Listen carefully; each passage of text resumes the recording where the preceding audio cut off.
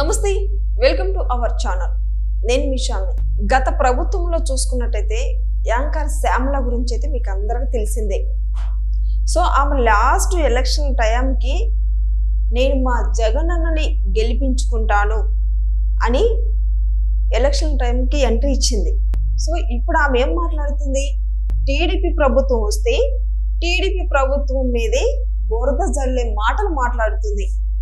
ఇది ఎంతవరకు వాస్తవం మీరే చూడండి. నేను ఆమె మాట్లాడిన మాటలు ఒక వీడియో అయితే మీకు చూపిస్తా.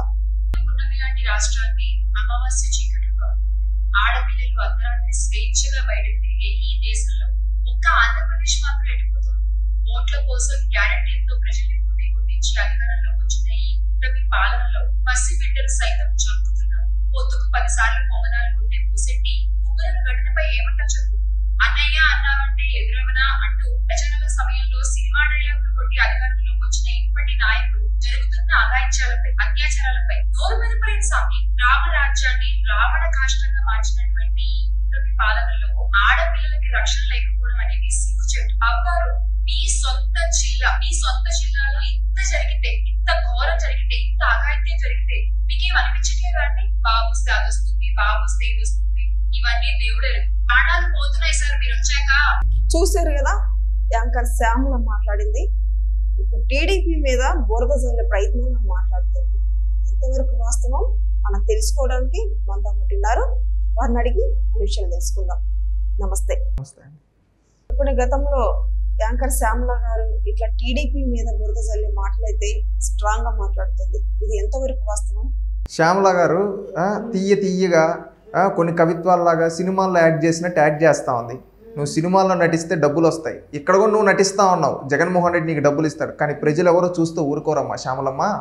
ఎందుకంటే నిన్ను రోజా 2.0 అంటున్నారు. అప్పుడే రోజా అడుగు పెట్టినప్పుడు ఏ పార్టీలో పెడితే ఆ పార్టీ నాశనం అయిపోయేది. అంటే ఇప్పుడు ఈమె అడుగు పెట్టింది, జగన్మోహన్ రెడ్డి 157 కాస్త 11 అయిపోయాయి. ఈమె ఎక్కడ ప్రచారం చేసింది అక్కడ జగన్మోహన్ రెడ్డి చిత్తుగా ఓడిపోయాడు.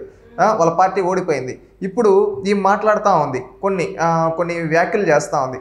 సూటిగా శ్యామల గారిని అడుగుతూ ఉన్నాం, నోటి మాటలు కాదమ్మా రియాలిటీ చూపి. ఈమంటూ ఉంది చంద్రబాబు నాయుడు గారి సొంత జిల్లా. ఈ విధంగా చంద్రబాబు నాయుడు గారు ఆ రోజుని జిల్లా ఎస్పీ కావచ్చు, హోంమంత్రి కావచ్చు, డైరెక్ట్ పర్యవేక్షణలో నిందితులను పట్టుకొని ప్రొసీడ్ చేయడం జరిగింది.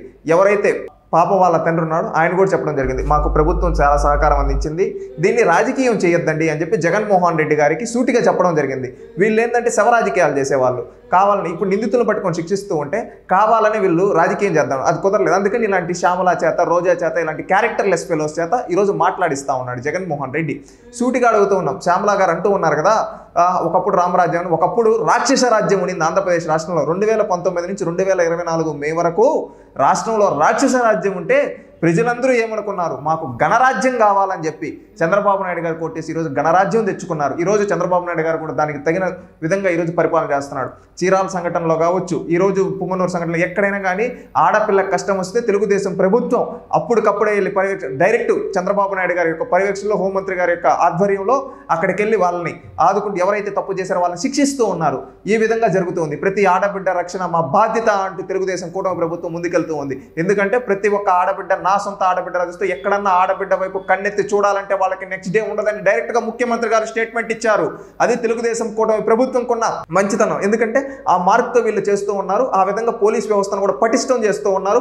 ఎక్కడికక్కడ సీసీ కెమెరాలు పెట్టడం కావచ్చు, ఇవన్నీ చేస్తూ ఉన్నారు. ఈ విధంగా చేస్తూ ఉంటే వీళ్ళు రాజకీయం చేస్తూ ఉన్నారు. ఈ శ్యామల గారు, ఇదే శ్యామల 2019 నుంచి 2024 వరకు ఎక్కడికి పోయింది? ఒకప్పుడు గీతాంజలి అనే ఒక ఆడబిడ్డని వేధించి వీళ్ళు చంపారు. దాని గురించి మాట్లాడమనండి. జగన్మోహన్ రెడ్డి గారి సొంత నియోజకవర్గం పులివెందులో నాగమ్మ అనే ఒక దళిత మహిళపైన అత్యాచారం జరిగితే ఈ రోజు వరకు కనీసం జగన్మోహన్ రెడ్డి దిగిపోయే వరకు యాక్షన్ తీసుకోలేదు. దానికి సమాధానం చెప్పమనండి. నరసారావుపేటలో ఒక ఆడబిడ్డ చనిపోతే కనీసం చర్యలు తీసుకోలేదు.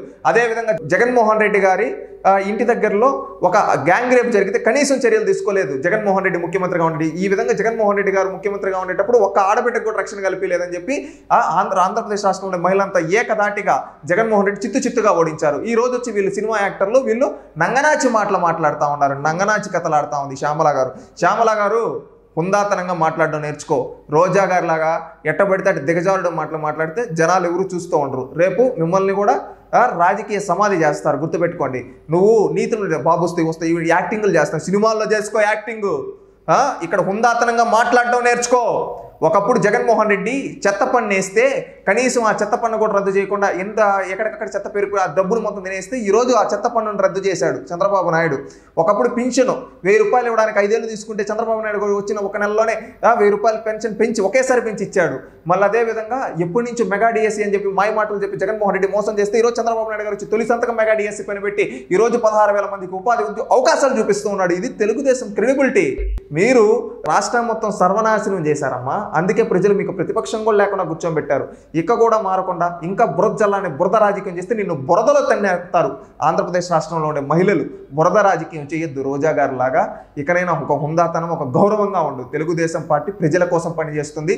రాష్ట్రంలో ఉండే ప్రతి ఒక్క ఆడబిడ్డకి రక్షణ కల్పించే బాధ్యత తెలుగుదేశం కూటమి ప్రభుత్వం తీసుకుంటుంది. అదేవిధంగా ప్రతి ఒక్క ఆడబిడ్డని మా సొంతింటి ఆడబిడ్డల్లా గౌరవిస్తామని తెలుగుదేశం పార్టీ అధినాయకుడు చంద్రబాబు నాయుడు గారు, లోకేష్ గారు చెప్పడం జరిగింది. దానికి తగిన విధంగా పరిపాలన ఉండబోతోంది. ఎక్కడైనా ఆడబిడ్డకు అన్యాయం జరిగితే అక్కడ ఎవడైతే నిందితున్నాడు వాడికి నెక్స్ట్ డే ఉండదు.